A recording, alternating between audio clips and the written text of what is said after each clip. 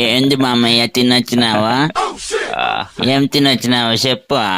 ఏందో తినొచ్చినావులే. ఏం తినరాలేదురా నేను. వాసన వస్తుంది. తినింటాడు. చూడు చెప్పుడు మామయ్య. చూడు నోరంతా చికెన్ వాసన వస్తుంది. పొద్దునప్పా తినిండేది నేను. ఇప్పుడు తిన్నావులే.